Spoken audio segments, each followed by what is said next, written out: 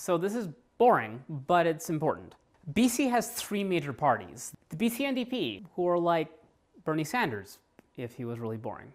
The BC Liberals, who are like Gordon Gekko and Casual Friday. And the Greens, who, like Green parties across North America, are dedicated to minimizing our impact on the environment by electing as few people as possible. Canada has yet to elect an out-trans person to any level of government. However, in this election, all these parties are running one. Actually, the Greens are running two, as we found out when they accidentally outed her on the news.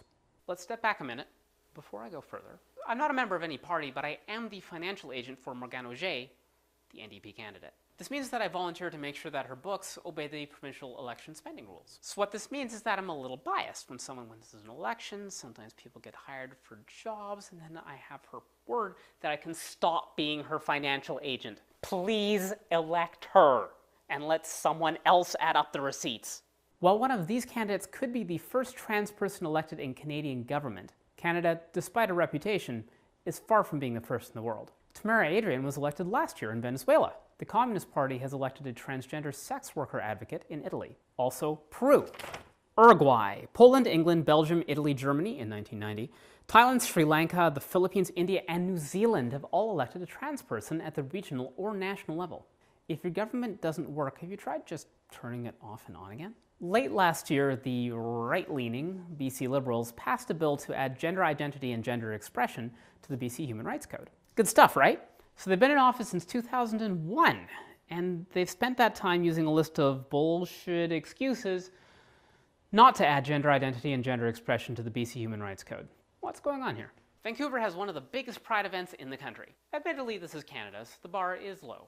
Typically, large pride organizations don't care what your organization does or believes, as long as you're willing to drive very slowly on the rare days where it is hot out.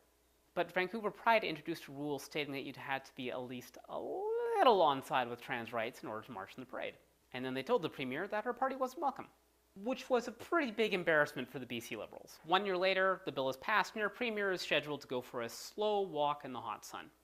I guess they realized that people care about queer rights or something. Back to the present. Morgane Auger fought to win the nomination for the NDP, our left-leaning party. This is in a riding called False Creek, which the NDP needs to win. Soon thereafter, the BC Liberals nominate a candidate in a riding populated by students and public servants, both of whom hate the government. She doesn't have a hope in hell of winning. But why just these three parties? Communists, do me a solid. Solidarity. It's a communist joke. Okay. Communist Party. Sorry, my producer's telling me to stop. Libertarians, it's all about personal freedom, right? Even the Christian Heritage Party? I mean, guys, you're letting me down. Blessed be the fruit. May it open. So between these three parties, we're seeing very different approaches to running trans candidates. The Greens, like small parties the world over, have a good track record of putting forward trans candidates, and not just in this election. But between the left-leaning NDP and the right-leaning Liberals, we see two very different strategies. The left-leaning NDP fights for trans rights for years, and then, hey, look, a trans candidate is running in a riding that they need her to win.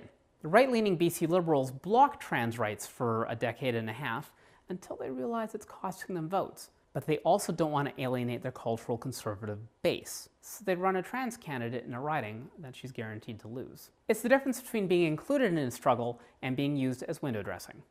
An interesting parallel is like when a show with no trans people in the main cast announces that the second season will be a big step forward by hiring one trans person for the writing room. I love you, Jeffrey Tambor, but I like our show more. Hey look, trans people! What's happening here in BC gives us a blueprint for other struggles.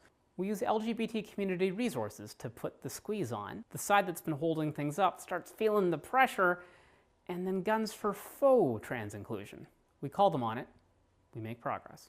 Thank you for watching This Week in Trans, where next week I'll hopefully have a chair or a desk or something. Bag of sand. Big one, trash bag full of sand. Awesome. But before we go, and can't really make a joke out of this one, if you're following what's going on in Chechnya, it's bad. However, the Canadian organization Rainbow Railroad, in partnership with the Russian LGBT network, is working to get people the hell out of there, and they need your help. Check the link below for what you can do. Well, thanks for watching. See you next week.